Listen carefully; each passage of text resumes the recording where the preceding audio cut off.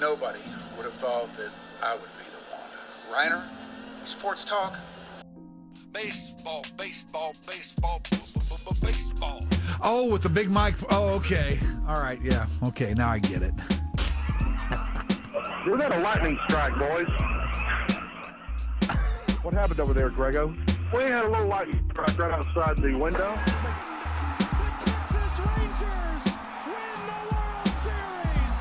All right. Here's a tip for all these Americano League teams. Wait, you said tip? Yeah, tip. Okay. With a P. Keep jamming. The ticket, colon, nothing but a big Gen X jerk-off sake. This is a cool night or what? Although somebody would hear that and go, bullshit. I'm back, bitches.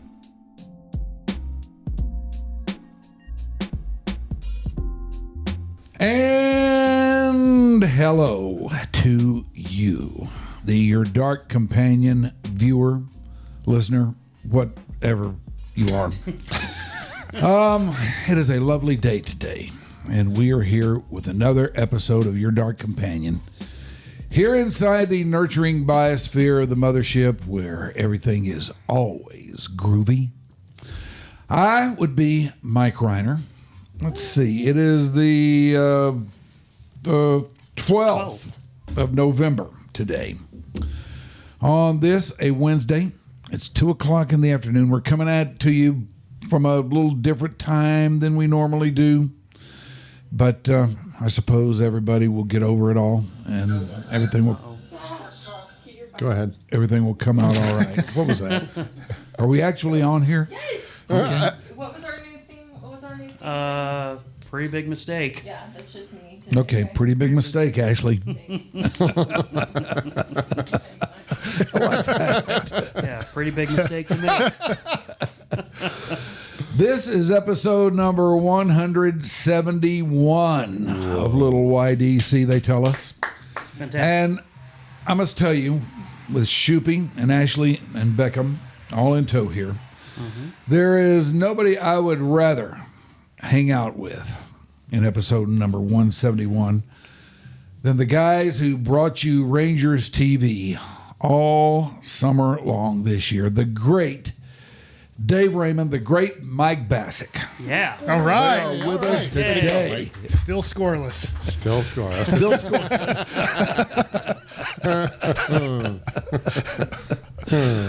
So how you boys doing? I'm having an awesome off season. Yeah. Look at him. I mean, He's glowing. He is glowing. playing good golf. Are you pregnant? Yeah, what's going on? Are you with child? Well, I You have. got out of the car. I'll tell you Drew what. and I were out front. When he got true. out of the car, I've been like eating a lot of positive sugar. glow. Just I'm kinda probably holding the bottom bloated. of his belly, you know. Like, Yeah. I am wearing a baggier shirt to try to hide it. And you said right. you're glowing. Isn't that what causes women to glow? Yeah. It's being pregnant? Yeah. Okay. That's what I've always heard. Yes, no, that's true, right? I It's thought so. I think it's true. Okay. I think it I'm is, not too. pregnant. You are Oh, that's glowing, good though. news. Yeah. Okay, we can break that news. Mike Bacsik is not pregnant. You know what it might be, though? Yesterday was Mike's birthday. Yeah. Whoa, Yeah. whoa. Mike's birthday. Look And Mike, at I really, this. I Dave! really dug deep. I Dave! dug deep, Mike. Okay. Ooh, we call these, Mike, jaundice balls. Those are jaundice balls. Because all of my kids came out jaundice. So I play the yellow jaundice. Yeah. And they work out for me. Tour X, right? Yeah. That's the Yeah, keep it low. keep it low. Keep it low. Out of the way. Yeah.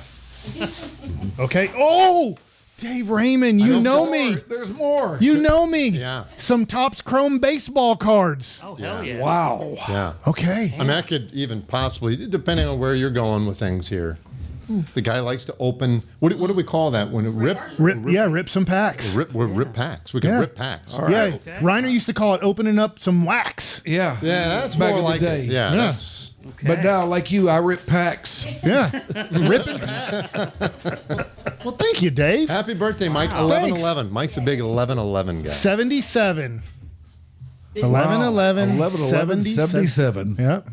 Share with the Marines. Yeah. They sent 250 yesterday. Yeah. You never get anything in the mail on your birthday if you're 11-11. Aw.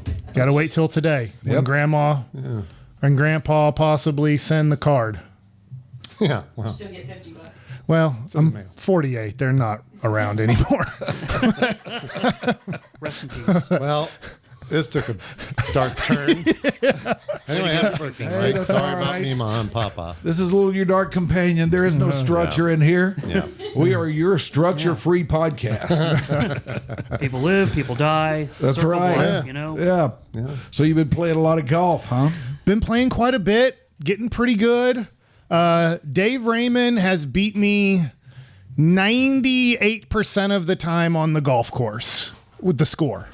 And, I'm just hoping to get that closer to 50-50 in 2026. Yeah. So you're telling me that Dave Raymond is really good? He's a solid player. He's an average Joe, but here's the deal. Mike is a professional athlete, and it is really evident at many times during a round. You're like, oh, geez, pro athlete. And so it's just a matter of time, right? They just pick up something. Yeah. So, how do you do it? Like this. Hold it like this and do that. And I'm like, oh, There's something in the air that hits them and doesn't hit us. Yep. You can spend 20 years, 30 years sucking at this sport. And in 2 weeks, he'll beat you. Yeah. Especially now that he's got his jaundice balls. Yeah. Then now he's got his Johnson. Yeah. Yes. They're easier to find. I don't know what it is, but the white 'Cause they're- balls are they're tougher really, to find really for me. bright, Yeah. Yeah. Mike. And they are. Really bright I just yellow. don't have the stomach for the fight to suck at something like that bad for so long. I think that if I tried to play it, first of all, I would be terrible right from the start. And secondly, I'd be so bad that I would get really discouraged straight away and say, screw it. Well, so that's the great advantage Mike has is that mindset. Nothing gets to him. You know what I mean? Like, it's really hard to, My self-talk on the course when I maybe have a 6 or 7 or an 8 on a hole, my self-talk of being optimistic about the next hole really goes to the next level. Yeah. And I am being sarcastic because it's what I used to do on the mound too. I'd be like, I can't believe this guy has not taken me out of the game yet. Yeah. You would never talk to another human like he talks to himself. So when a manager came out to the mound, did you ever tell him something like, man, I can't believe you waited this long or something like that? That's I wish I had that personality on the mound. I was kind of taught to not show any emotion. You wouldn't know who I was on the mound compared to what's going on inside my head and then what would go on in the clubhouse when nobody could see or hear what I was doing, with how mad I would be at myself. Would you throw stuff around in there? Yeah. I would call it Kevin Brown it. I wouldn't Kevin Brown it where he Never would broke a just toilet. break toilets and exercise bikes and whatever. And I guess in today's world, it's popular, Dave. I found out, you've probably found out for a while now, they love breaking iPads. All those iPads that they're watching their at-bats on. Oh, they like breaking those now. They go through, from what I understand, teams go through quite a few of those during the season as a bad at bat or maybe a bad inning pitching. They can take those things and slam them down and say, I'll just either, I guess the team pays for another one, or eventually they're like, hey, we might need $800 to $1,000 from you to replace. At this point, you've broken 5 or 6. Like, Yeah, I think the crazy thing is like there's a limit in any day, any game, as to how many you could have in the dugout, right? So like you start the game and you've got 4, let's say. And if you break all 4 of them, Major League Baseball does not allow you to replace those in the middle of the game. So that's the other thing about it, right? Is you smash the iPad because you're pissed about your 3rd inning at bat. Now you've just hamstrung everybody by 25% of the iPads, right? Like, not cool. And so... Do your teammates bad vibe you for that? I don't know. I don't know. I would think at some point it probably gets really annoying. I know that for coaches and managers, it gets really annoying. Yeah, because they'll mention it. They get a little fatigued of that kind of behavior. So, but Mike was not a smasher, I guess. They've got snap rooms now. They've got little snap rooms in Milwaukee.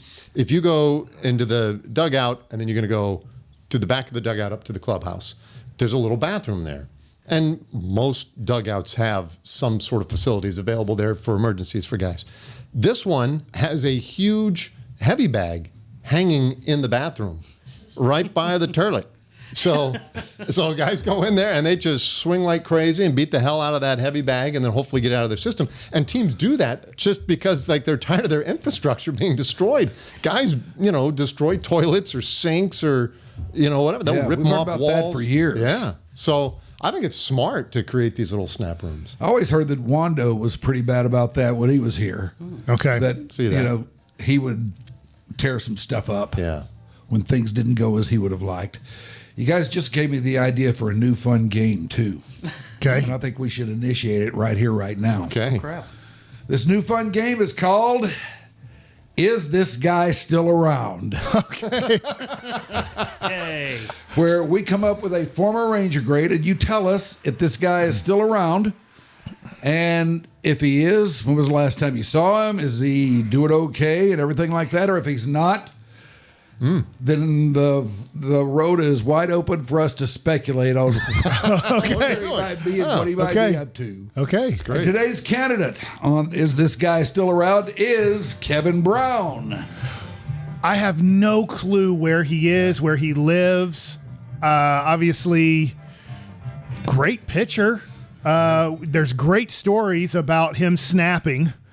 But I don't know. I've never heard anybody talk about Kevin Brown. Boch had Kevin Brown at one, right? He managed him, and he would talk about him occasionally, but no clue where he lives or anything. That was with the Padres, right? Yeah. Yeah.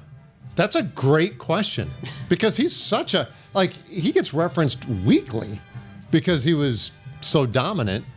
And I don't know that I've ever seen him show up at, like an alumni or reunion type situation for a team, or I've never heard of him coaching or consulting or doing. I don't know what the heck he does. I've never heard him go to a Padre thing, a Dodger thing, a Marlin thing, a Ranger thing. Yeah. I don't when he was done, he was done. Groups? I've got his Wikipedia page up here. Says he's residing in Macon, Georgia with his wife and 4 sons. Currently an assistant baseball coach at Tatnall Square Academy. But here's this. Since retiring, Brown has been involved in multiple handgun-related incidents. Uh-oh. In August 2006, his neighbor reported that Brown pulled out a gun during a dispute over yard debris. No charges were filed. And in June 2018, Brown held 2 suspected male thieves at gunpoint until police arrived. All right. So yeah, that's illegal. That's really not a whole lot in the grand scheme of things, but that's 2 more handgun incidents than I've had. So Yeah, he's got he's got me beat there. Yeah. In fact, should we just add up everybody in this room and see? How many? That's 2 more than I think all of us. Gun stuff? Yeah, gun charges. Yeah. I've No. had 0 handgun incidents. Yeah. Yeah. No. Yeah. So he's I got think this Ashley whole room skews beat. the numbers, though. Yeah, Ash, what's going on?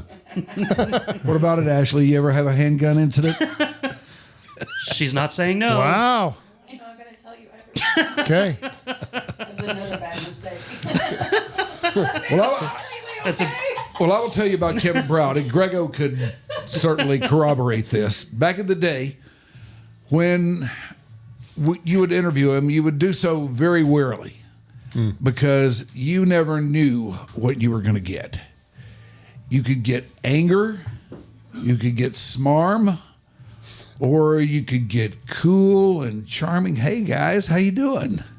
You could get that Kevin Brown. And when you got him talking, he was smart. He was articulate. He gave you good answers. And he was just a great guy to interview. But most of the time, He was not. it went the other way. Yeah. Yeah, I could see that. He seemed like a pretty intense dude. Yeah, he You know, was. like- That's a good way to put it. Intense is probably yeah. Anyway, intense. we'll leave it there. I mean, there's no sense in taking that any further because I don't know him. But yeah, pretty intense. Well, there's today's episode of Who's right. This Guy Still Around? All right. That was fun. I gotta be honest with you. That was fun. Yeah. That was a wild ride. Yeah. Especially with the handguns. We I really found like him. this game. Yeah. Who would have known? Hey, Yeah, thank you, Shoopy, for pulling that out. thank you, Wikipedia. I don't think Macon has a South Atlantic League team anymore. No. Yeah, I went there. It was a Luther dump. Williams Field, man. It was a dump. I love that place. Okay. It was a dump, though. So the season has been over for some time now. Can you guys say you were fully decompressed? Yes. Yeah.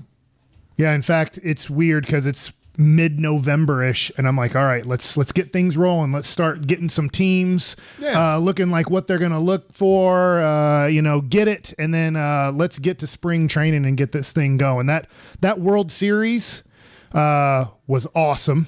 Got me fired up for next year, and then you get the World Baseball Classic too. Yeah. I mean, I'm decompressed and ready to go. Yeah. Do you think this was the best World Series ever, like people are saying? I think it's the best Game 7 ever. Now, I will say this, Rhines, I don't know your age, but Brad Sham told me the 1960 Game 7 World Series was better. So I went back and watched some of it, Pirates versus Yankees. I did not get to the action part of it, kind of the last 3 to 4 innings where I saw the box score get crazy. But that one looks like, definitely one that could rival. Obviously, I just wasn't alive. I did when I watched it. I've never seen a human being in my life, and I mean in my life, step in the bucket more than Roberto Clemente when he hit. He wasn't even stepping towards the third baseman. He might have been stepping towards the dugout. And he looked like he was using a 36-inch long bat. But he could still hit. I'm not saying he wasn't awesome. It's like, wow, I don't think I've ever seen anybody hit like that successfully. You think you It can was get a him out? 36-inch bat. Was it real? I mean, it looked forever on the black and white, YouTube thing. And Between 34 and 38.3 ounces. well, he had to where he was stepping. Here's a 36-inch bat. That's a yard, isn't it? Sure. Yeah. Almost exactly. Give or take. Yeah, give or take. I would say it rounds to a yard for sure. The idea that was the greatest World Series or greatest Game 7, I think I loved it. I was excited. I thought it was fun. I mean, I stayed up in that Monday night game till whatever it was, 2 something in the morning. And then, Game 7 didn't let you off the hook easily, right? Like you're invested and you're in it. And I love talking to people who aren't even hardcore baseball fans who got sucked into it. That's really fun to hear about the kids watching, and the kids never watched baseball, but they were like, well, we don't want to go to bed. We want to finish this game. I think that's really cool. Fire. It's fire. That's right, totes. But the thing to me is like, has he ever whipped totes out on a broadcast? Have you? I don't remember. I can't remember you saying totes, but you're fun. Okay. Remember to work that in. How quickly though we forget of 2016 and the Cubs and the Indians. Like pretty good, pretty amazing Game 7. I would say 91 with the. Morrison Smoltz was just incredible to me. Like that one, it's also when these things catch you, right? And I was just so locked in at that time. And the game was still so magical in a way that was beyond my comprehension at the time that, that one grabbed me in a certain way. So this one was unreal. And I think it's right there with probably 60, 91, and 16. The first one that I went back to when I started comparing, or, being the doubting Thomas that I am, I thought, okay, was this really the greatest ever? Well, the first one I went to as I started thinking of them was 1960. Now, at that time, I was 10 years old. The World Series were all played in the daytime. They were all played when we were in school. But I've seen most of the games since then. And the crazy thing about that World Series was you either got a really low-scoring, close-game pitching duel or just a crazy offensive game. It was one or the other. There was no middle ground in there. There was no neither fish nor fowl. It was one or the other. And that was the first one that I went to. But I also seem to remember the 75 World Series between the Reds and the Red Sox being really good, too. Yeah. Exactly. See, that's where we get.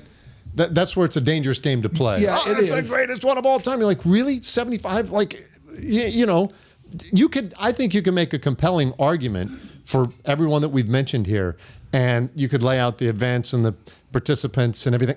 86? We haven't even mentioned 86. Yeah, that's true. Red Sox Mets. You remember that? That was a pretty good World Series. Yeah, so that was like the Bill Buckner World Series. Yeah. So I think. They're like your children, right? Oh. Yeah. You like probably 2 of them more than you like the one, but you pretend to like all of them equally. Yeah, thanks. I was always the one. bastard. I'll get Ashley, put your handgun away. I'm concerned about Ryan's state of Let him mind. get access. Oh, thank God. Dave, you're safe. For now. All right. You guys are here, and I always love talking baseball with either or both of you when you're here. Actually, this is the first time I've got a chance to talk to both of you. Yeah. We've had you on separately. Yeah. I know you hate each other, and you prefer it that way.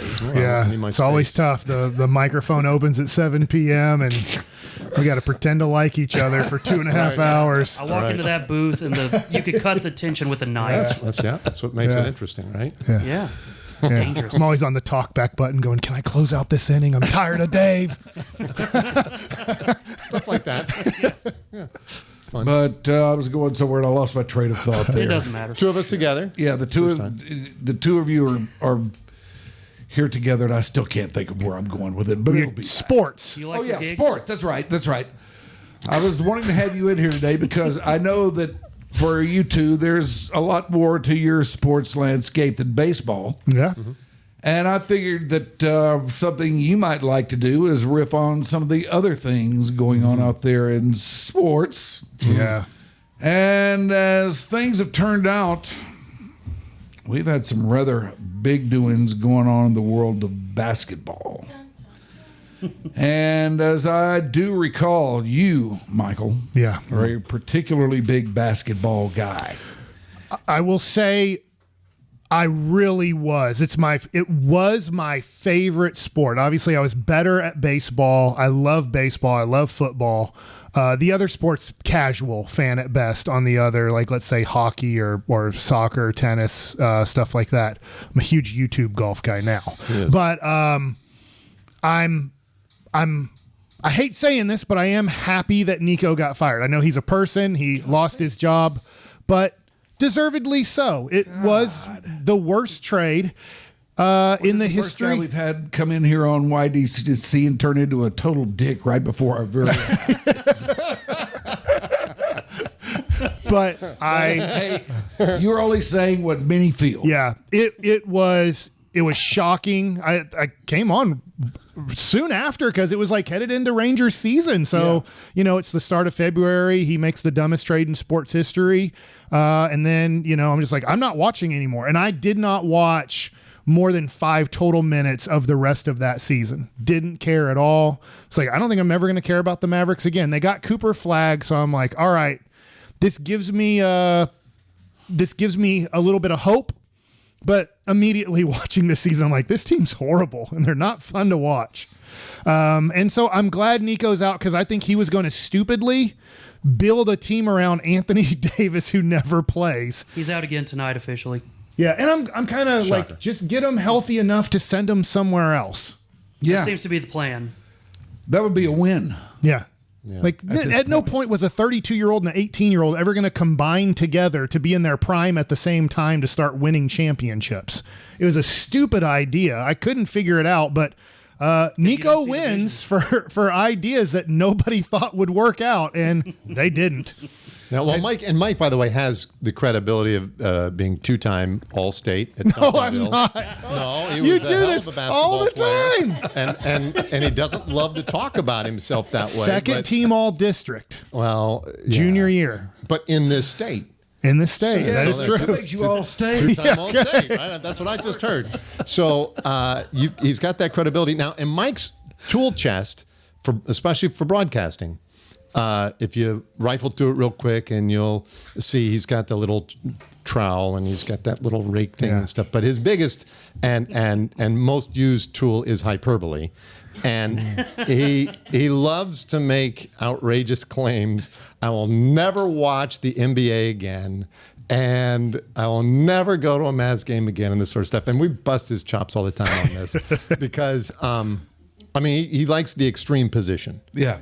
But Mike is also like, he's a sucker for basketball. And, you've watched some. I've watched some this year, yeah. I watched the last 6 minutes of that Milwaukee game because I was like, I remember looking at tickets well before the game, not to go. I just wanted to see where are tickets at this point, how bad this team is playing.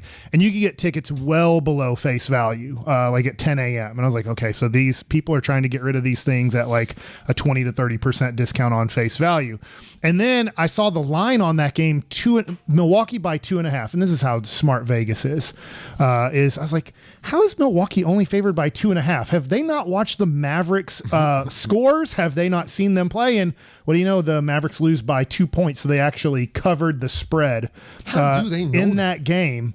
But I just thought, That's where they're Vegas and we're not. yeah. Yeah, but they're chanting "Fire Nico" at the end of that, and I'm just thinking to myself, obviously everybody's kind of throwing out there at that point, Tim McMahon, Mark Stein, whoever it is, like it's probably getting to a point where he's going to get fired at some point this year. And I'm just like, I don't know how you do it when the whole audience is there just to hate on your general manager and does not care about the outcome of the game. That makes it really tough on an organization. So I'm glad that for multiple reasons also you don't hear "Fire Nico" chants anymore while a guy's trying to maybe tie the game up. Needed his own set of stairs put in for him. Yeah. And it introduces that dumb thing where now you're like kicking fans out of the game for expressing themselves and stuff like you don't need that headache. Too bad. It just became there was too many to do anything Right. about it. So you just, they cut the problem out. And I'm with you. It's tough because he is a human, right?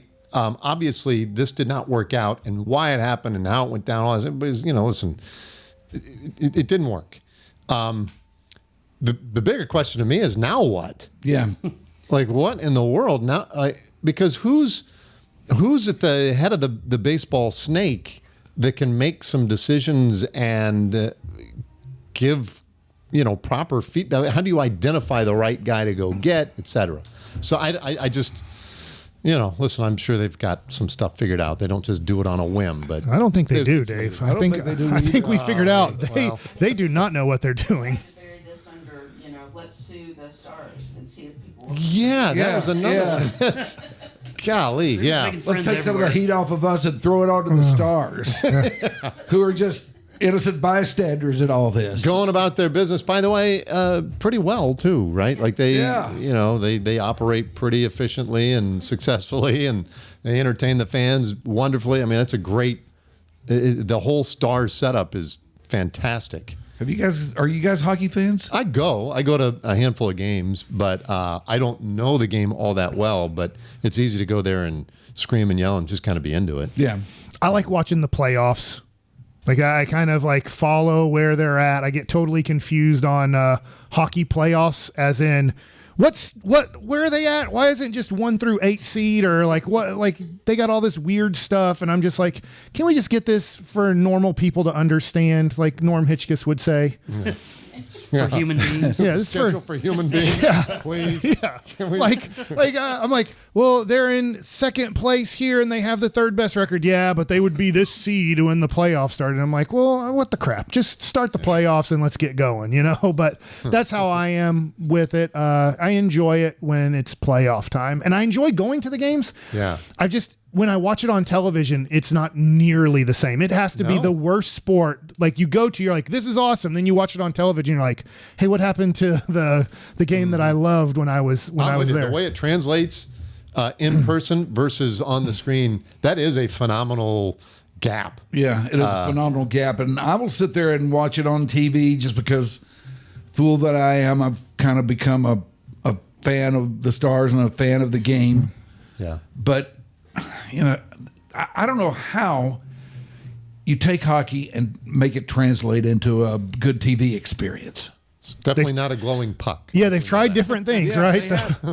They have. They've tried different things that seem a lot of them seem kind of wacky over the years, but at least they're trying. And if they keep trying, I don't know, maybe they'll come up with something, but there's a ways to go there. Also to see them skate in person, how they're moving in person versus, you see it on television, they're moving the same, but it just doesn't translate to when you're there and watching them on ice. I think that's true of all of them, though, right? I think when you watch tennis in person or if you go to a baseball game, my goodness, baseball, if you happen to get a seat, down there in the 20 rows closest to the field, and you watch the guys just warming up on the side, just playing catch, before the first inning. You're like, good night. Dude, I mean, that ball's moving. Yeah. And they're you see just, that they can do something you can't. they're just playing catch. And you're like, if I trained for 6 months and do it as hard as I couldn't come close to it. And they're just kind of lobbing it back and forth.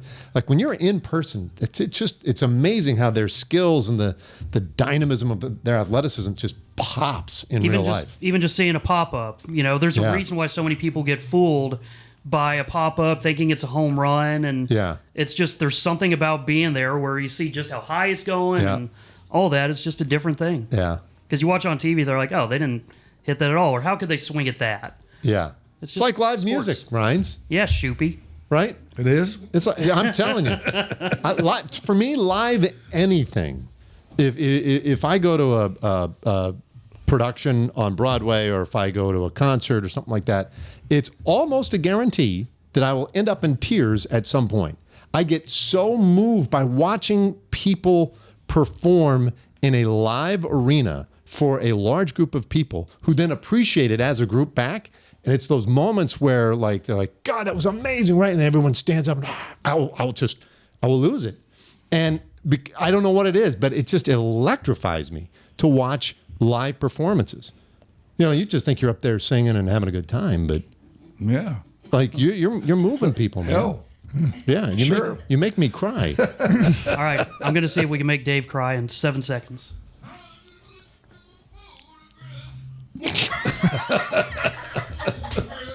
Did it work? Pretty close. I think I see a little tear. You play that again, I probably will cry. Yeah.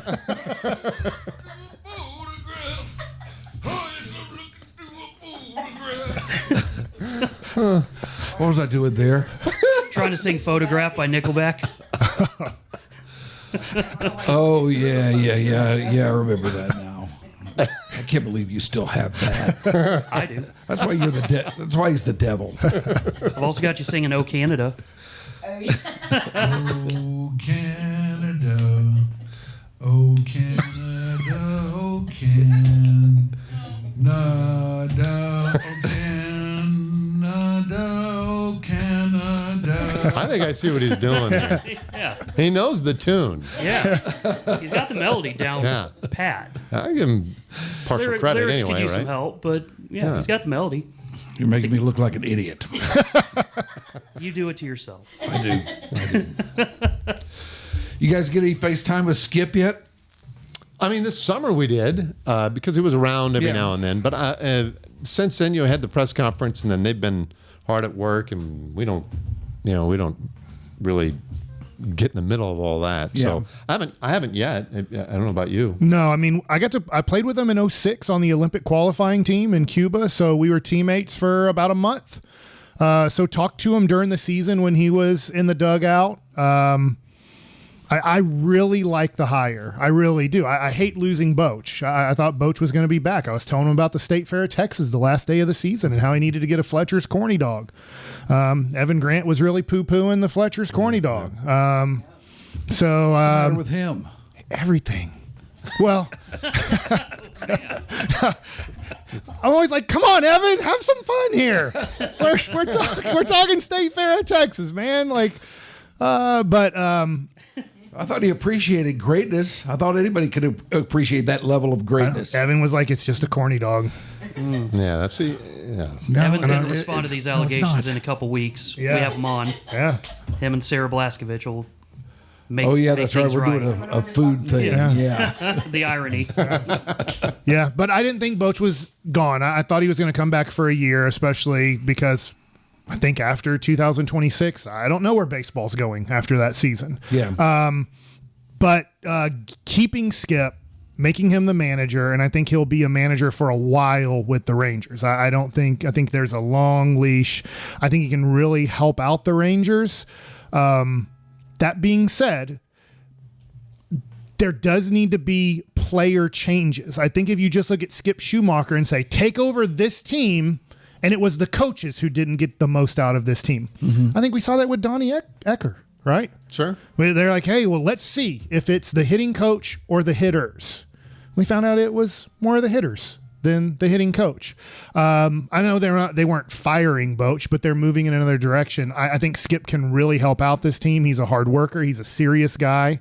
At the same time, his goal will be, whoever his team is, can this team sacrifice for each other and become a real team? And that's tough to do. It's always been tough to do. I think it's tough to do in today's world because of iPads and cell phones and the lack of communication players have with each other to get a team to want to win for each other. So you're saying it's more of a 25 guys, 25 cabs thing in baseball now, more than it's ever been? I think so. In this case, they all get to the park really early now. But if you go into that clubhouse, a lot of times they're just in their own locker, just on their phone. There's some conversation. There are cards, being played and everything. But it's not like it used to be. No, especially after the game. I mean, if you don't get to the guys within 10 to 15 minutes after the game is over, they are in their car or they have gotten on a bus or in the cab to get back to the hotel. Yeah. Is anything anywhere near what it used to be that way? I don't think it is. No. Right? We don't share experiences as a society anymore, right? As a community. Like it's hard. It's hard to get everybody, like, we're not all talking about the last Cheers episode at the water cooler the next day on Friday because we didn't all watch it, right? It's like, oh, I watched a crazy true crime documentary last night. Yeah. And, I watched another episode of Detroiters or whatever. Oh, yeah. And so it's like, there's very little shared experience that we have anymore, which is, I think, why sports continue to be such an amazing force in our culture, is because it is true, what do we call that programming that is so popular now that none of us like? Reality? Like reality TV. It's true reality TV with meaning, community tie-in, and because it is at a specific time, et cetera, and sports aren't great in off of VCR or DVR or whatever recorded, we share those experiences. And so I think that's why it's still popular. It's still the one thing that on TV makes money. And you see the rights fees for all these leagues and everything continuing to escalate quickly, even though everyone will tell you all day long. I really think it's more popular now than it's ever been. I totally agree, because it is the last thing left that we can still all connect over. And so I think it still works that way. I mean, now all of a sudden you have Channel 4 showing Stars games. You have Channel 8 showing basketball games. Yep. And that's like in, normal prime time viewing time, Yeah. That would have never happened 10 or 15 or 20 years ago. Never.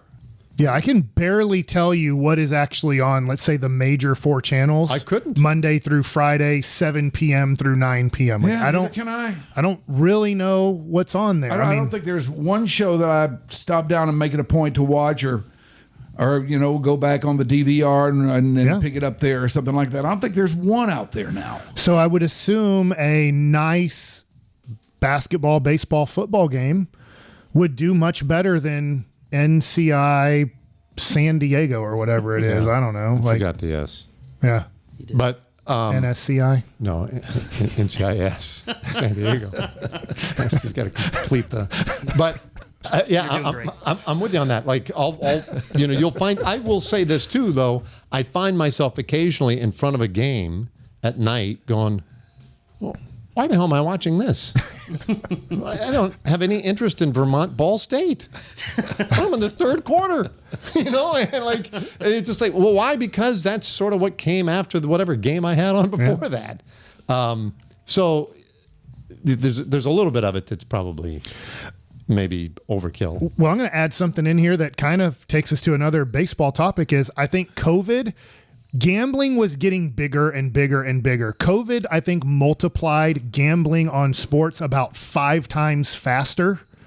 And so now there is, if you're watching any sporting event, if you're not gambling on that sporting event, what's wrong with you? Like that's what, when you're watching an event, whether it's whatever sporting event you're watching, why aren't you gambling on this? They have every athlete, former athlete, they have every, actor or actress telling you, why are you not on DraftKings or FanDuel or Underdog or 17 other websites gambling on this game right now or gambling on the next game coming up? Are you stupid for not gambling your money on this? And I think that has infiltrated and helped out sports too, in a way that people care about it more because they're gambling their real money on these things. Sometimes obviously too much. And then obviously it's leaked into players doing some things that are ending their careers. For a long time now, I've never said anything about this on the air, off, probably not even in private conversation with anybody, but I have wondered for a long time, as gambling began to proliferate and get bigger and bigger and a little bit more out there, a little bit more in our face than it had ever been before, I just knew that sooner or later this is going to trickle down into games, and there are going to be guys who somehow get caught up in this. And look what we're seeing out there right now. Yeah. Am I a seer or what? You are. Because there's You at least claim to be.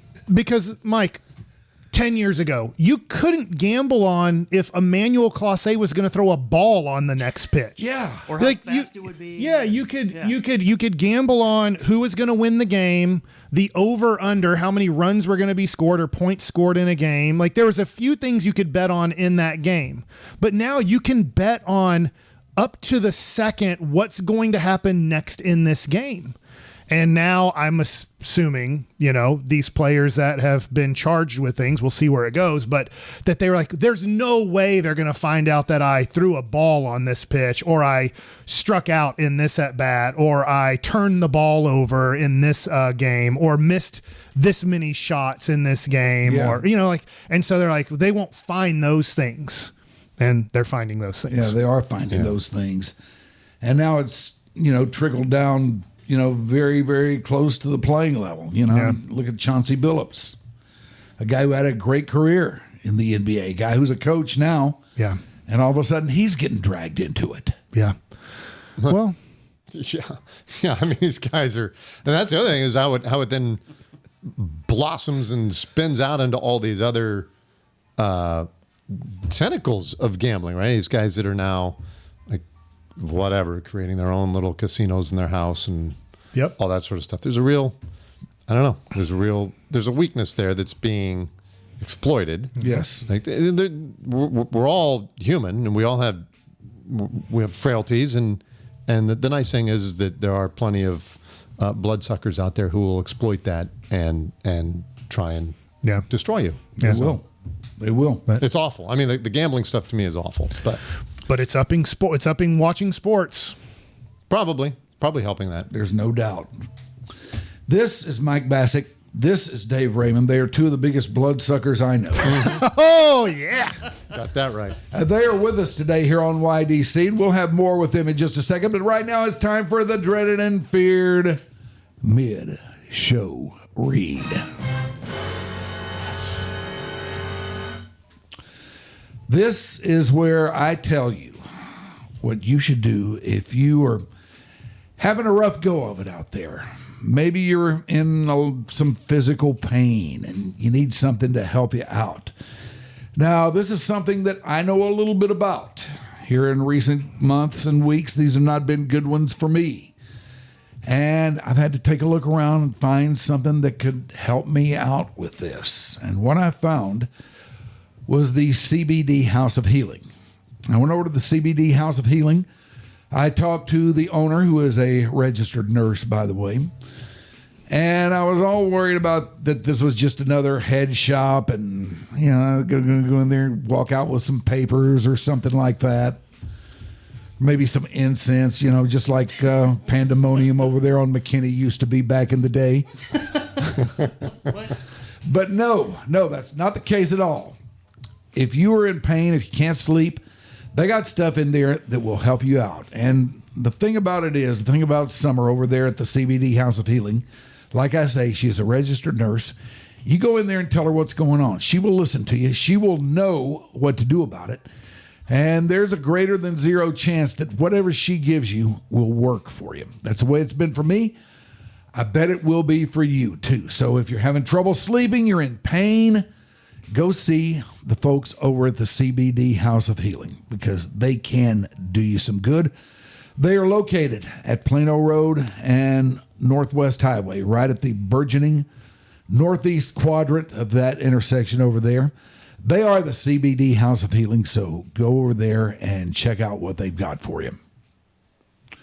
Is that it, Shoopy? That's all I got? That's all we got here? Yeah. Congratulations. Yeah, it didn't sound like you were reading That's a at great all. job. Well, thank you. Thank you. No teleprompter this time. No. Man. They quit putting up the teleprompter for me. Why'd you guys quit doing that? It's charged. I think you guys are just trying to screw me around, make me look bad. You've been nailing it for like a month. You haven't needed it. I'll get even with you. No, you won't. Yeah, I will. Watch me. All right, so you play golf. What else do you do with the off season? Watch my kids play sports. How old are your kids now? 20 in college at University of Texas. And then the boys are 17 and 15, juniors and sophomores in high school at Bishop Lynch in East Dallas. So, the Friars. yeah. So watching baseball, and last night on my birthday, I thought it was a great birthday. I got in the car at 3:30 from Bishop Arts area and got all the way to Lovejoy before 5 o'clock to watch some JV scrimmage basketball. So that's what I did. I also stained the fence before I came here today. Yeah. Bought myself one of those spray gun things. Yeah. Put the stain in there. Dark walnut. Looks pretty first good. time doing the spray gun thing? No, second time. I bought one that's before, making but me I couldn't. I lost the can, the like plastic thing you put the paint in. Yep. And I looked everywhere, Amazon, all different places, could not find the right size. So just went and bought a whole new gun. Oh man. Did you know that he was industrious like that? Yeah. Oh yeah. I mean, because he planted a peach tree. I'm always one of the things I always want to know when I see him is how the peach tree is doing. Peach Can we tree's get an doing update? good. I'm hoping that it grows some peaches this spring. Yeah. Second year, they say it takes 2 to 3 years for a peach tree to start growing peaches. Yeah. I can attest to that. Okay. Because when I was a kid, my old man had the brilliant idea of planting peach trees. He had a couple of them in the yard, and that's what happened. They were just there for about a year, or I don't know, maybe 2. Things were different back then, Yeah. But then they started turning out peaches. Good peaches too. Good. Huh? Yeah, they were Oh, good. man. I'm excited. man. I'm excited. I'm hoping I can bring you some peaches this early spring season. I would have assumed, and I don't know anything about it, but I would have assumed that the climate here wouldn't be great for peaches. Peaches do well. Yeah, they do. Okay. I mean, it's Georgia peach. We have similar weather to Georgia, or no? There's a huge peach festival for the peach farmers in Weatherford every year. Oh, damn. So you nailed it. Yeah, peaches are big I love around it. here. Yeah. Peaches can Just got to flourish. watch out for the squirrels, right? Yeah. I hear the squirrels get to them quick. When they start ripening, you better get out there because the squirrels know. They killed Yeah. my fig tree. oh. Yeah, critters are awful. Like I tried to do strawberries this probably about 10 years ago. And I'd see one, I'd get excited. Oh, it's just about right. But it's gone the next day. Something made it. Birds will eat those berries. Yeah. Well, when the time comes, you're going to have to get out there and get those peaches picked. Yeah. Yeah. I'll do it. Millions of peaches. Peaches. I'll get a peach basket. Yes. I got to go to like farmer's market or something to get one of those. I don't even know where do I get those. Amazon has Probably it probably. Amazon, yeah. So I'm saying, like the basketball and Mike, you can't separate the two. Yeah. Next thing you know, he's got peach baskets and he's Yeah. Call me Dr. Naismith Bassick. Yes.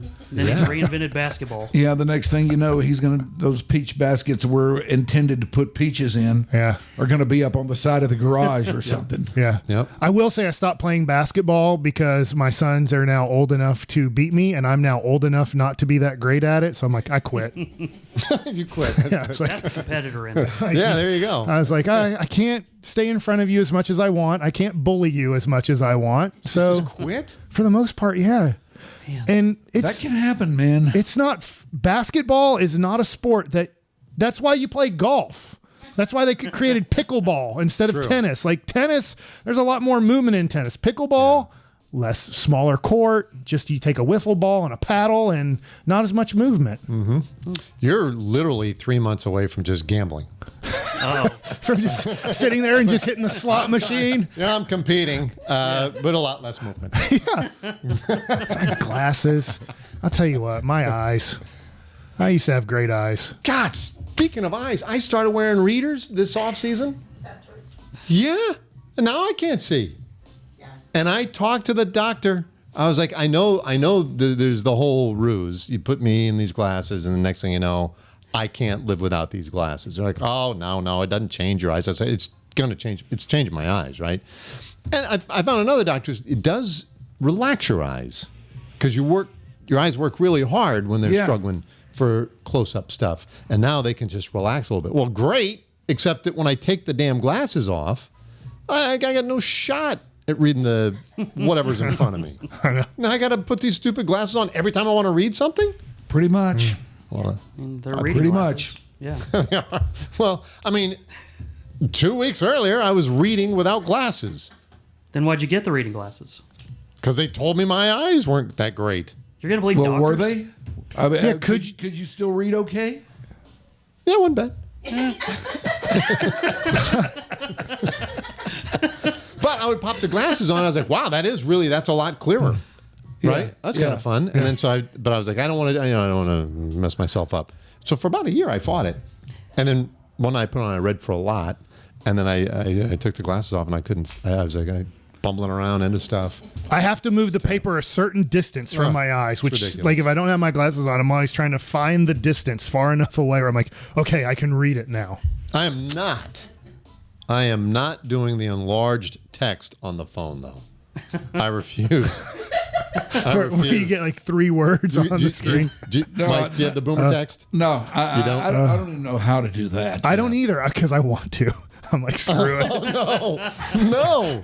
No, that is a cliff I will not walk off of. Yeah, I do this a lot with my fingers. I go whoop to make it a lot bigger when they send the like, hey, get ready for all these Ranger events. I'm like, I can't read this, and I just have to make this. And I'm like, I'll go one at it, and I have to move the screen to get through the sentence. Yeah, well, I haven't fallen quite that far off the ledge yet, although I've been in readers for years. Probably, I don't know, 15. Sounds about right. Yeah. But, it's just part of the process, man. Yeah. It's just something you do. Close to 50 now. Oh, 50. You're shade out of your teens. Okay. Okay. Got any Death other awaits us Ranger all. stuff we need to talk about? What other Ranger stuff is there, Mike? I have I'm going to start it off by saying I really have no clue what they're going to do this off season. I just Okay. don't. People will Let's ask get me. into that because Yeah. I get asked that a lot too, Yeah. and I don't know either. Dave will know. I don't know. Mike loves to say that, but I don't know. You know more than I know. I think it's really mysterious right now. They talk a lot about about cutting back payroll, but I don't think, and I don't know this, but I don't think that they're looking at a severe cut in payroll. I don't think they're talking like, well, we got to get it $20 million down from where it was. But again, I don't know that. I think they're just saying like, let's not monkey anywhere near that threshold, the competitive balance threshold. Let's make sure that we're under it. And then you also wonder like how much of that is positioning yourself for coming out of whatever the next agreement is, because after this next season, the labor agreement is up, and we will have an entirely new structure under which we operate.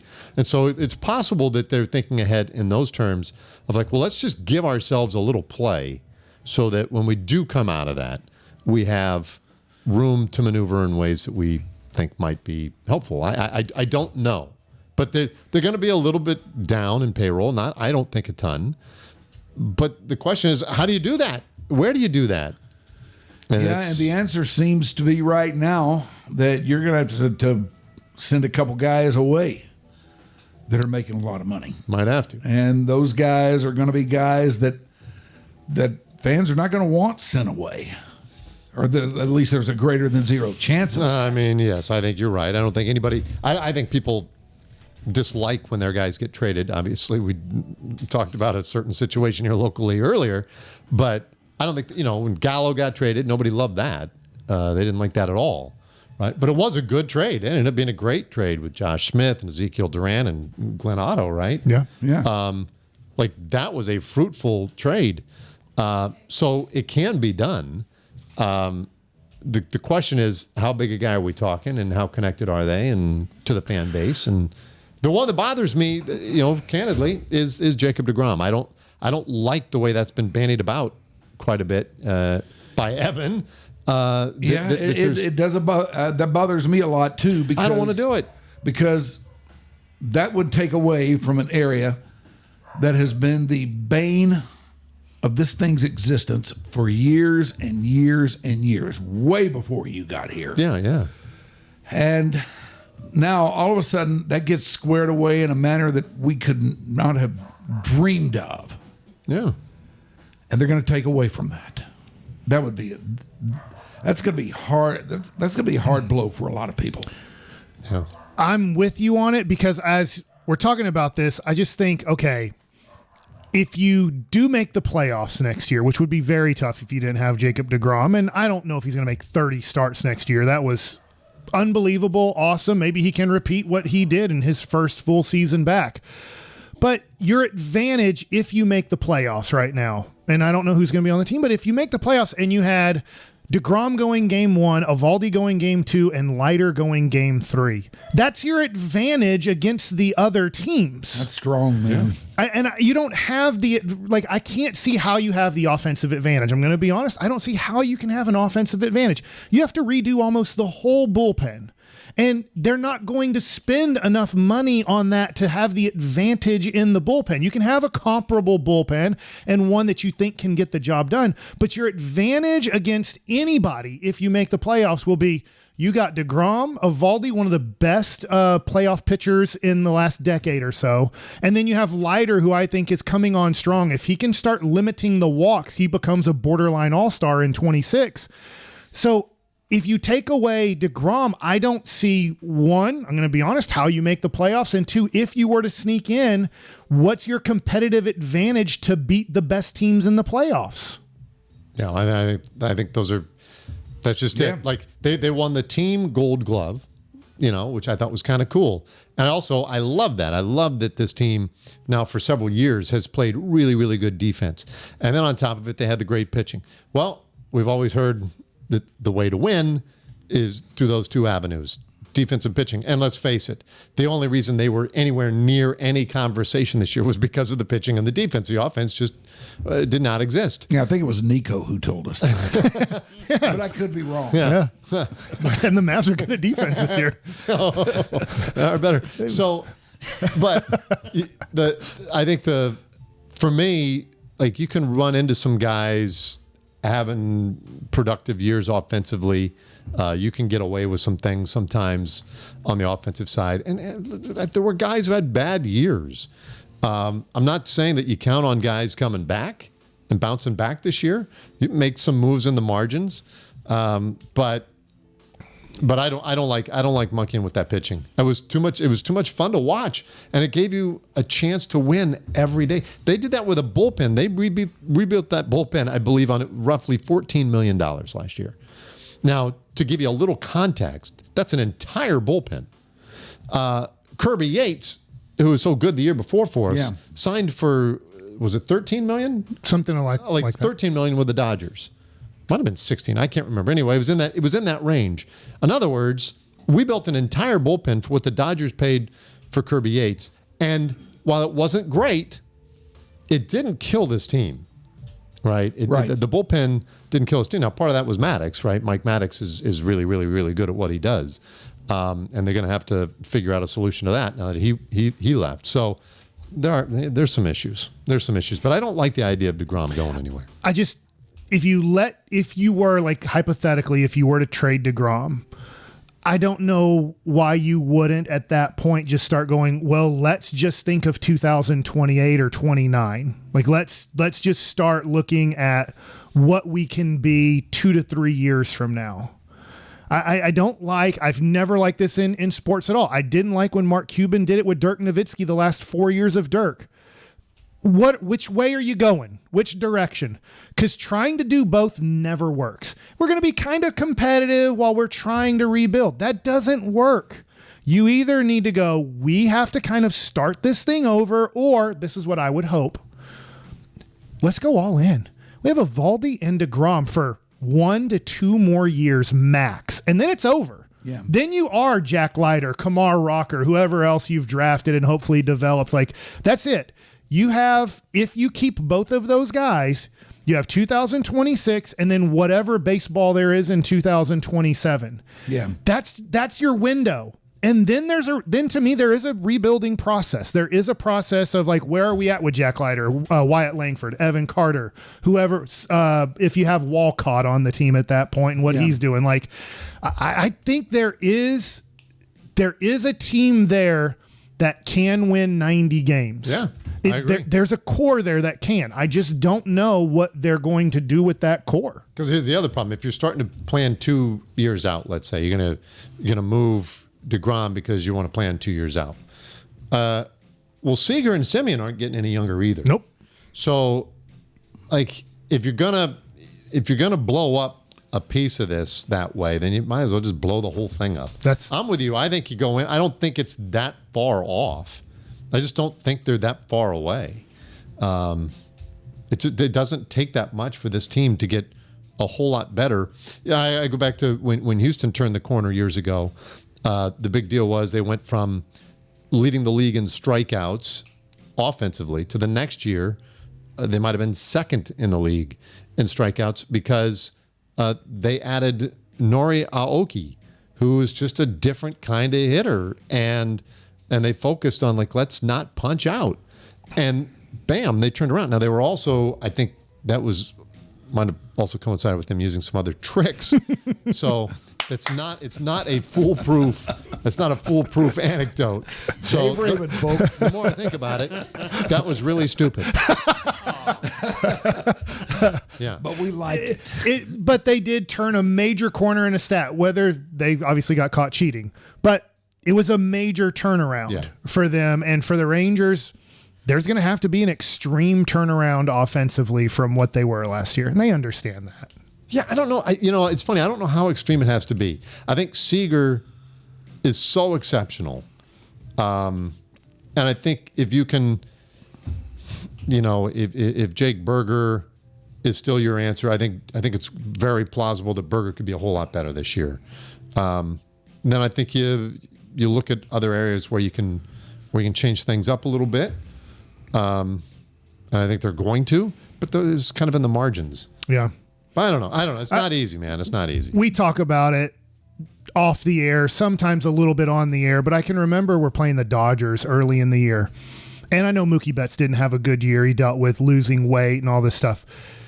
Late in a game against the Rangers in a tie game, he gave himself up and hit a ground ball to second base to move the winning run to third base. And then the Dodgers, obviously they have a deep lineup. They got the job done. They win that game. And I'm like, Mookie Betts, 30+ million, future Hall of Famer. MVP. Yeah. He is sacrificing his at bat. He doesn't get an 0 for 0. It's not a sacrifice. He gets a 0 for 1 there on that. And if Mookie does it, the 12 other position players, and I know they have other stars on that team, are like, if Mookie does it, I have to do it. And I think the Rangers have to get to that because I don't think, especially we talk about this ballpark, this year, the Rangers ballpark played as one of the toughest ballparks to just hit that 3-run homer, to hit a whole bunch of extra base hits in one inning. You have to figure out how to be a great situational team hitting. It almost got the Blue Jays a world championship. Almost got the Brewers. Yep. And I think the Rangers were very poor at that. And I don't know how much, this sounds bad, I just don't know how much they were trying to just be a situational hitter in situational hitting things. Or they're just told, no, hit the ball over the fence, hit the ball into the gap, try to draw a walk. Instead of, if you get a pitch you can handle, doesn't have to be a strike. If you get a pitch you can handle And it benefits the team because you know you can shoot that ball to the second baseman. You know you can get that ball in the air to the center fielder for a sacrifice fly. That's the job. Can you get to that point, especially if that park's going to play the way it does?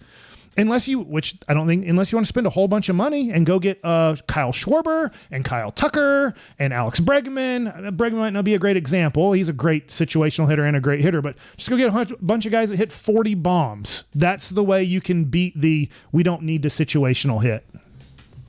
What do you think is going to become of Marcus? I mean, this has been a real bummer for me because I love Marcus. So do I. I loved him before he got here. I've loved him since he's been here, and I never hear anybody say a bad word about the guy. And it's tough for me to watch him fall off the cliff like he has the last couple of years. And I know it probably is for you guys, too. Take it, Dave. Yeah, I mean, I just think, what's wild about stuff like that is how close somebody like that is, right? Like, Marcus had a tough year, the pop-ups and whatnot.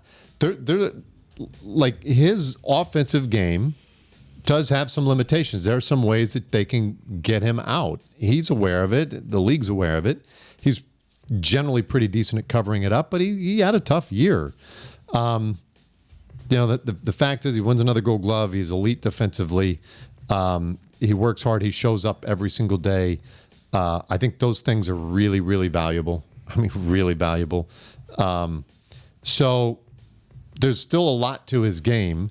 And I think that as frustrating as a year as it was, there are tweaks, changes, whatever, just trends that could turn him around, right? And I don't know exactly what it is. I'm not smart enough to know that, and I haven't done a deep enough dive on it. But it could be something very simple that they discover this offseason, right? Whether it's a tendency that he's prone to, that people are exploiting, that maybe we change that up a little bit, or a certain pitch type that eats him up and he learns how to protect against that. Like it could be something as simple as that. And then he's back to being a productive, 260, 270 hitter with a little bit of pop, 20 home runs.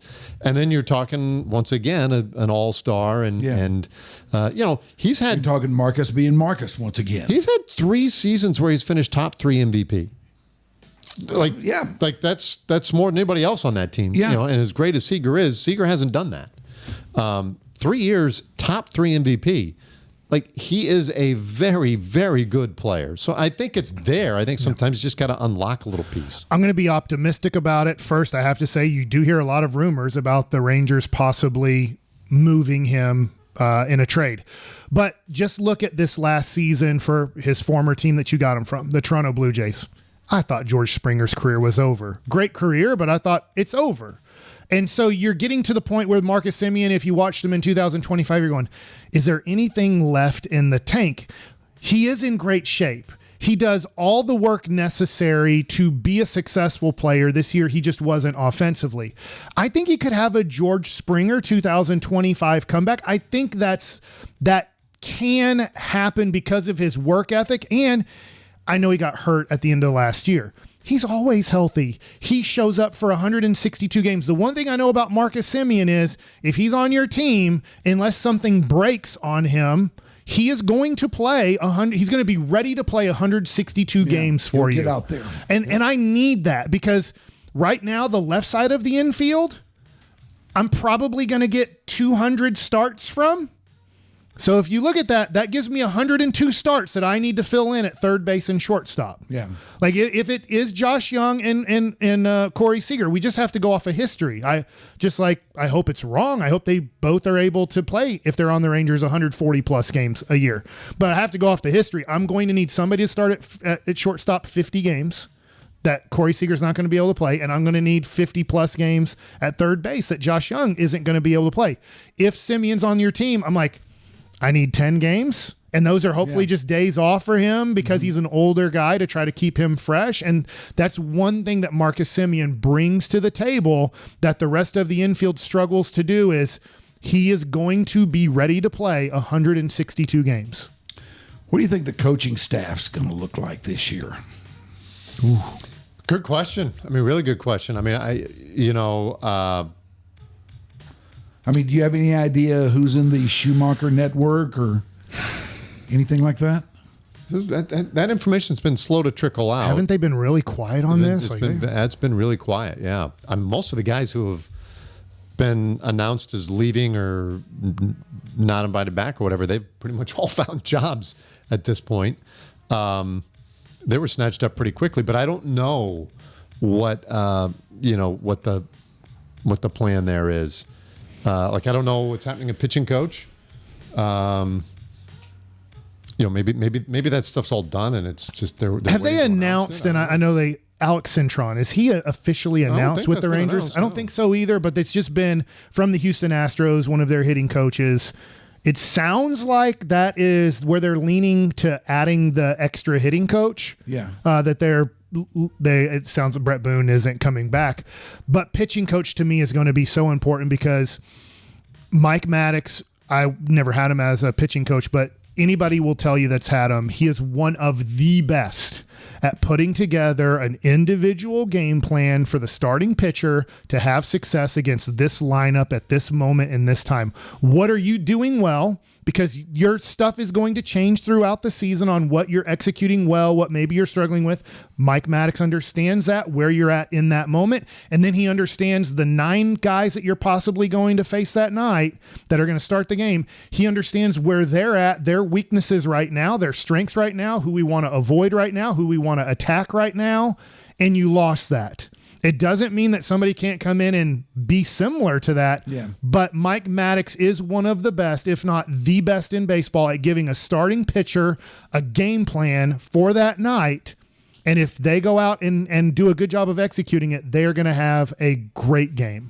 How unusual is it, do you think, that, normally on a coaching staff, guys come, guys go. And to the masses out there, it's just a different guy doing the same thing as the guy before him. But this year, the Rangers have lost two coaches that had strong connections with the fan base, with Mike and Tony Beasley. Yeah. That's really unusual, isn't it? I think it's unusual and we love Bees. Bees is maybe the nicest man you'll ever meet. And he's a very good coach. A lot of times where you would see a great play by an outfielder, we don't see this. Sometimes we'll recognize it where we sit way up there at home, is you'll see, whoa, there's a major adjustment from an outfielder. And then the ball is hit shallow and the guy's right there to make a nice running play where you thought, gosh, I thought off the bat that was going to be a hit. Or down the line, I thought that was definitely a extra base hit down the line, and there's Adolis Garcia close to the line to make the play. That was Tony Beasley from the dugout placing those guys where he thought they needed to be in this specific situation.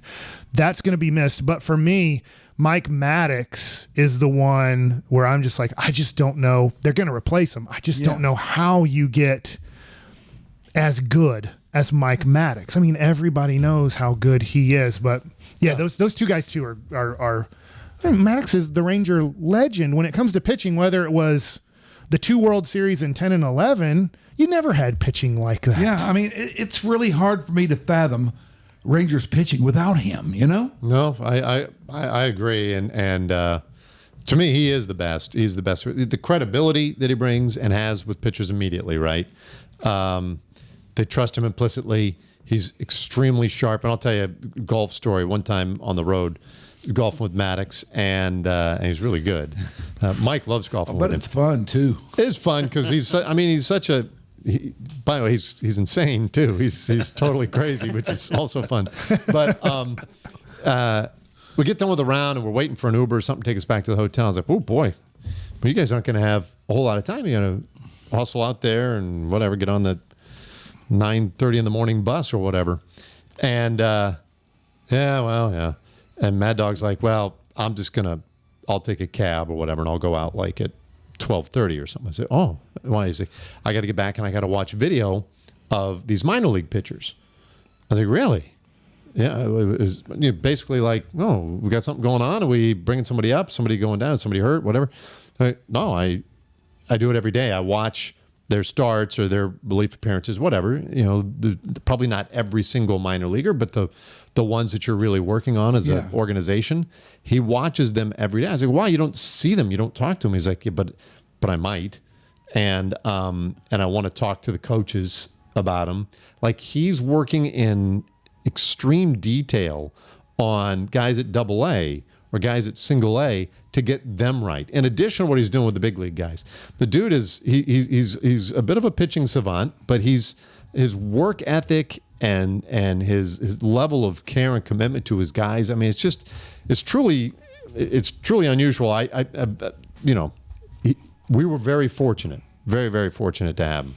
And I don't know what exactly went down there. Why this is playing out the way it played out. And Bees had like 3 job offers in a week. He's a great human, as Mike pointed out. I mean, just a tremendous, tremendous human being and a really good coach. And he had the latitude. It was really cool.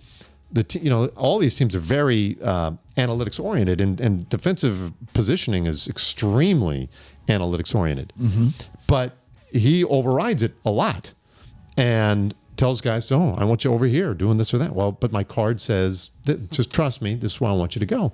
And the analytics team and he got together and they talked about it, and they agreed, like, whatever you're doing works, so just keep doing it. And he would tell us, what I'm doing is I'm watching the game. I'm seeing this guy's velocity is dropping, or he's not landing the slider, or whatever else. Like, our guys need to adjust defensively, because here's what's going to happen when these guys do make contact, right? But anymore in the game, the players don't interpret those little things as much because they rely so much on coaches and analytics to do it for them. But he did it. He did it from the bench, and they trusted him to do it. And so anyway, I just think, I'm with you. It's tough to see both of those guys go, because they're both really, really good.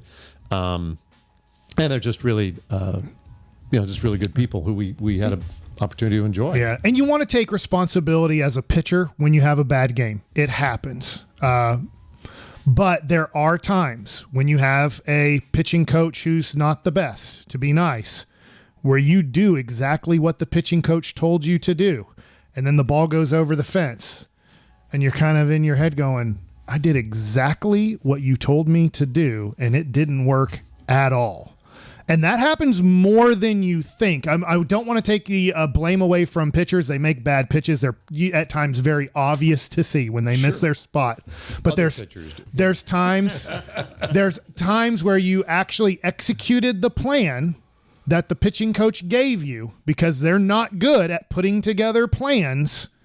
And then you're like, well, what now? And then all of a sudden you start going, this is human nature. I need to start protecting myself. I'm going to hear what he says, but am I going to do what he says? Maybe not, because I've done what you said and it didn't work. Yeah. And you kind of trusted Maddox in that way, where I think like, whatever he says, it works. It worked for him, and it worked for him in this series. And he has a totally different plan for me against that guy, but I'm going to go with him because it is really working. The good news, though, is on that staff, as long as you have Eovaldi, you've got basically an extra pitching coach. He is an unusual teammate, man, because when I talk about watching video of other guys, he's doing that for his teammates. Eovaldi's watching their games on tape. He's breaking down their mistakes or their strengths and helping them game plan as well. He's like so invested in his teammates. So you do have an unusual luxury in having him on your staff. So that's definitely a positive. And nobody enjoyed watching Jacob deGrom go through a year without injury more than me.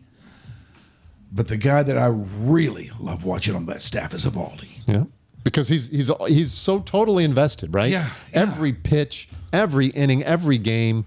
Man, that dude, he's just, that whole trope about, a guy in your foxhole kind of thing. Like, yes, I want that guy in the trenches with me, because there's something about him. Yeah. Like, he is not going to shortchange anybody. One of the biggest moments, I think, of the year was where, I get it, 90% of the audience wasn't watching. because it was the last weekend of the year. The Rangers weren't going to make the playoffs, and Jack Leiter had a start. And DeGrom and obviously Eovaldi's year were done. They weren't going to pitch in Cleveland. And they were there cheering on Jack Leiter, helping him, get prepared for that game like it was still. Really? Yes. Oh my God. It was. And most people didn't see it, but we caught it.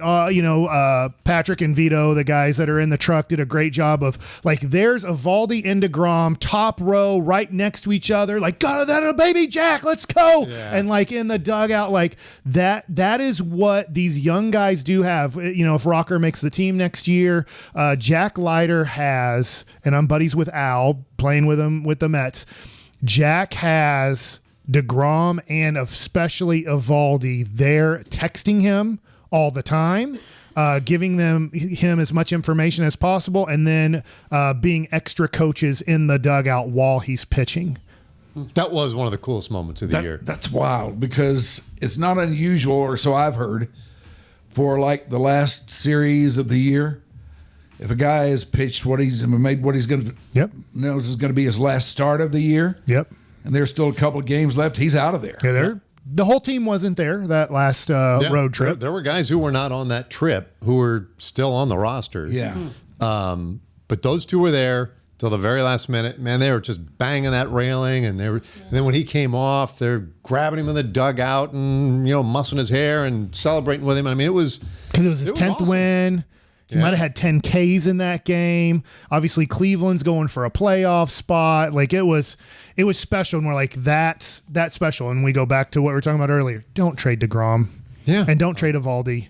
They mean so much on the mound, and they mean maybe as much in that dugout and in that clubhouse. Yeah, I fear that.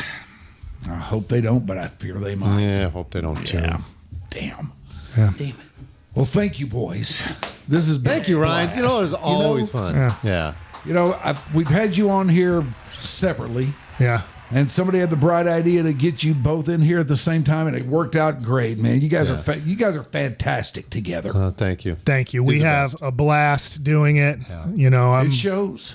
I'm ready for next year, and this is always next do year. it. And you gave me the birthday present. I know the show's coming to an end, but maybe after show or whatever, we rip open some Topps Chrome packs, and we each get some packs, and we see what we get. Well, I mean, we don't have to shut it down yet. Let's rip. Let's do some rips. Let's rip. If they're here, let's rip them. Where'd he go? Where did that? Oh God, it's right under your feet. Right under my feet here. Okay. Let's open up this Topps Chrome, right. and let's see who gets the best card. See if we get a Shohei Ohtani autograph card. I don't even know if that's in this, but that's that would be the thing, right? I would assume so. I'll tell you the guy that you want to get, but I don't think he's in this one. He's in Topps Chrome Update. Would be Nick Kurtz, the first baseman for the Athletics. I almost said Oakland, but what game was that he had this year? The 4 home runs? Well, it wasn't against us that he had the 4 home runs. Yeah, it was right after us, right? But but he had a crazy game against the Rangers too, didn't he? Yeah, probably 3 home We had runs. 7 RBIs or something. Yeah. He's good, man. That He is guy. good. Okay. Oh, look at this. Pick your pack, Dave. I'm a third pack guy right there. Third pack guy. All right, Mike, pick your pack. I'll go to the back of the line. Yeah. Groobs, you want to open one up? Pick a pack, Groobs. All right, I'll take this one here. Let's just see what we get. Let's see if we get anything fun. All right, who goes first? Are we going to open it all at once? Mike, you're the host. You go first. Let's see what you get. Who would you hope you get? I know Kevin Brown isn't in this. I'll hope I get Jack Leiter. Okay. Yeah. All right, Yeah, let's see what we got here. Pack open. Let's flip them and see. There is... You need your readers? Yeah.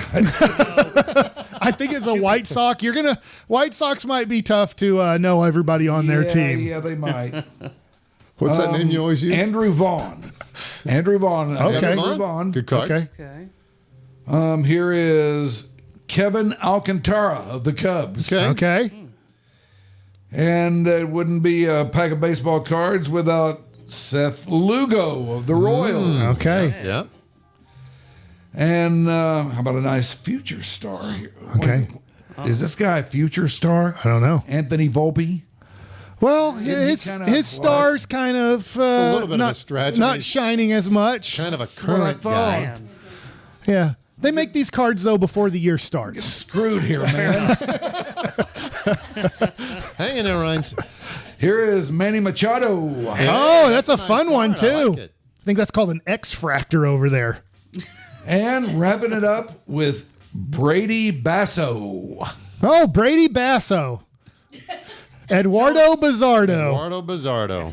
Mike, to start the year, we're facing Seattle and we're coming back from break, and they're like, Bacsik, you got the score and the relief pitcher coming in. And I'm like, oh gosh, okay, Seattle, who is this coming in? I look and I see his last name's Bizzardo, and I don't look for his first name, and they flash it up there. Dave's just getting ready for, after I get done saying score and the relief pitcher coming in and whatever stats they have for him on there. And I go, all right, 3-2 Mariners, and pitching now in the 7th inning here is Eduardo Bizzardo. And Dave immediately goes, Eduardo Bizzardo. You do really want it to be Eduardo, though. Yeah. When I you was like, see it, you're like, it's that needs to be Eduardo. Edward, but I was like, God, it just sounds better as Eduardo, doesn't it? And then every game in the playoffs, I was like, it's always Eduardo Bizzardo And pitching. in critical moments, man. Yeah. Critical moments. All I'm right, sorry, Dave. I'm My like that. name's Bizzardo. I'm going with Eduardo for sure. Yeah. What a waste. All right, Mike. Here we go. All right. Maybe you can pull one of the guys you like, James Wood rookie card in here. That would be cool. That would be really cool. Instead, I got a Juan Yepes. Okay, sure. You're the guy who knows all the names. Yeah. Oh, boy. this has been a Ranger rumor guy. Ooh, Lars Nootbaar. Yeah. Interesting. Okay. All right. All right. That's how come mine doesn't have the same kind of Yours will at the end. funny stuff? It's the last two. Michael Talkman. I could have never imagined. Now Houston Astro again. Carlos Correa. It's a pretty nice looking card though. It's got like funny Wave. swirly It's stuff. like a wave fractor. It's See, it's wavy. yeah. I think it's groovy. Yeah. Pretty neat. Yeah. Okay. All right. I got You got a rookie. Griffin Conine. Hey. Is he that's Jeff Conine's son, right? Yeah. Wow. Yeah. Doesn't his son play for the Marlins too? Yep. Griffin? Nice. Yeah. That's a cool And- looking Way to card. I go, like that Shoopy. picture. Look at Hey. Shoopy Yeah, I with like that. Hello. And then Spencer Steer. Okay. That's not bad. All right, my turn here. Not as good as yours, but All right. Caden Dana. Is it Dana or Dana? Okay. Mike Maddox is going to have him now. yeah. We got Drew Thorpe. I got back-to-back rookie cards. All right. Wow. Tyler Stevenson of the Reds. Oh boy, I feel you can almost, if you listen, you can almost hear people clicking off the feed. Austin Riley. I told you we could do this off the air, Ryan. I'm sorry. I guarantee you they're watching this. They're I fascinated. promise you. Dylan Dillinger. Wait. What? Dingler. Oh, yeah. That's me doing it again. I just do it again. I just quickly see it. And I was like, oh, I need to And- magnify those readers. yeah. David Festa for the Resta. Yeah. You can air your grievances to David Festa. Yeah. Air your grievances, please. Feats of strength will be afterwards.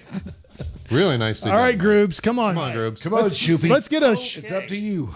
This feels pretty good. Ronald Acuna Jr. Whoa. Whoa. We have our leader. 4070. Yeah. Anthony Santander. That's Zach Gallen. Okay, he had a great All year. right. Pretty good. Okay. Ooh, Ozzy Albies, Ronald's friend. Wow. Man. It's a very regional pack Alec here. Baum. Yeah. Yeah. Okay. Yeah. And then the always intense Matt Chapman. I like my chat. All right. Guess what? We have 3 packs left. Oh, crap. We have not made our money back on this box so far. It was a gift. I know. Well, thank you. Free. But I'm assuming you paid for it. I was hoping, we could get like a big time card. Matt Chapman is always intense. Yeah, that's what they say on MLB The Show video game. Oh, Like, okay. every time he comes up Oh, to really? bat, the always intense Matt Chapman. Like, is he really? Oh, that's I mean, interesting. I did not he's know into that. the game and stuff, but calm down. Well, I've got just the thing to pull this thing out. Okay. Okay. I have got the card here. I was Brandon hoping you'd Inge. pull it out. And that card is Dylan Cruz. Oh, there's a rookie. There's a rookie card. Cruising. But if that doesn't do it for you, how about Yeah. They are hard to read, these cards. Boy, they are. What do you think of the design, Mike? Like all the holograms and stuff. I do like that. I like the design. Yeah. do like I like the design fine, but the graphics could. Yeah. Yeah, graphics are. They have a little bit of 1982 Topps design if you'd like to compare. There's a little bit there. Yeah. Modernized. Yeah. Very modernized. Well, this is Chrome. Yeah. All right, I'm just taking a shot at this name. Okay. This love is it. awesome. Eduardo. John Kinsey Noel. Noel. Noel, yeah. Kinsey Noel. Big Christmas. Yeah. That's a good card. I It's like one of that. the best Look at nicknames that. ever. Look at these two guys together. I know. Share the same brain. Ooh, here's a man that's about to clean up.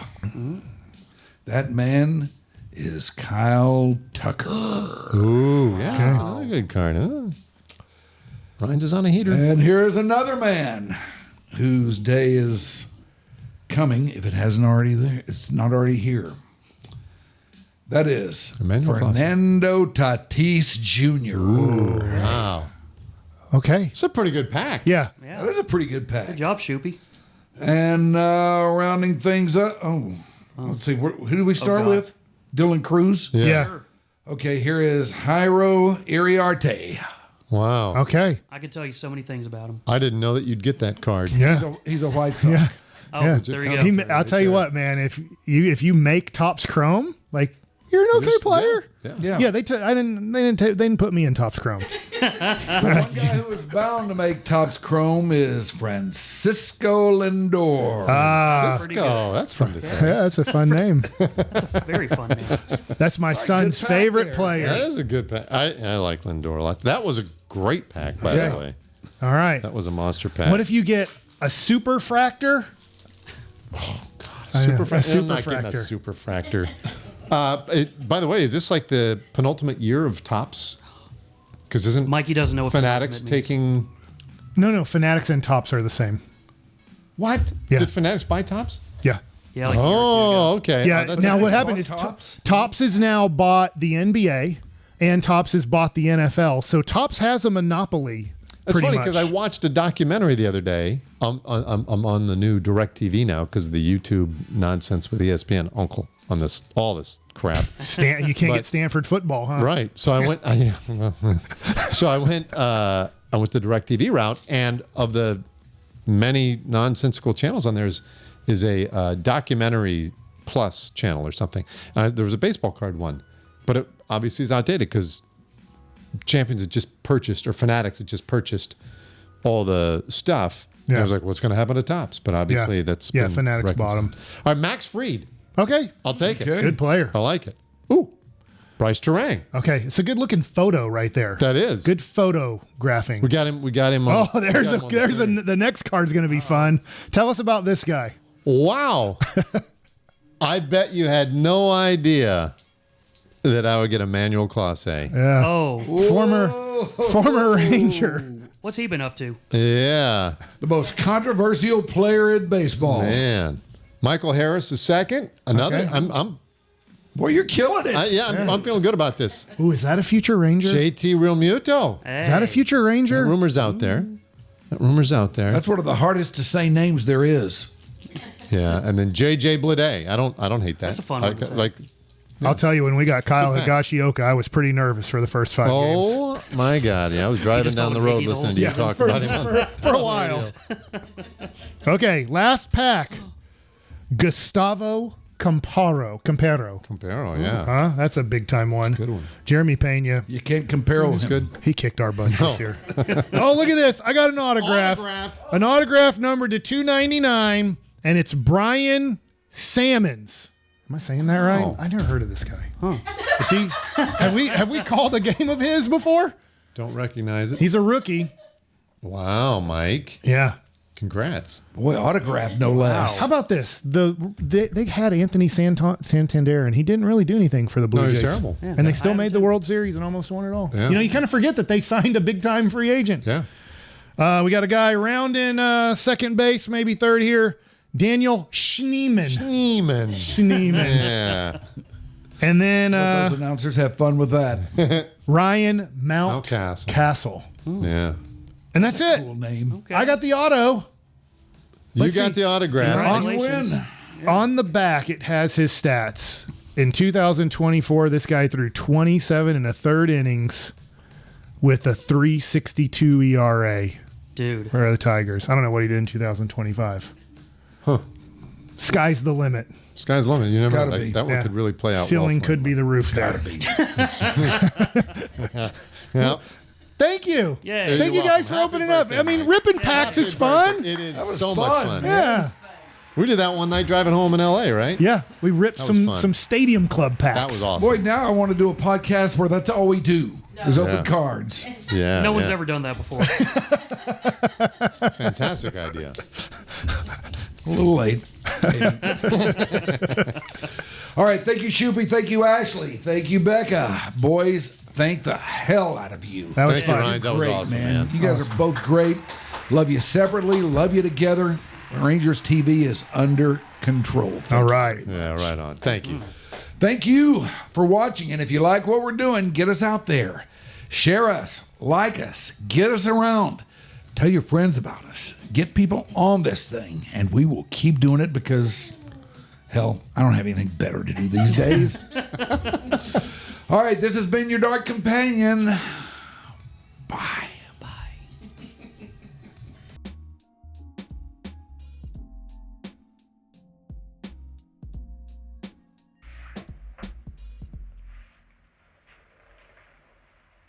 All right. I'm going to go take my pants off.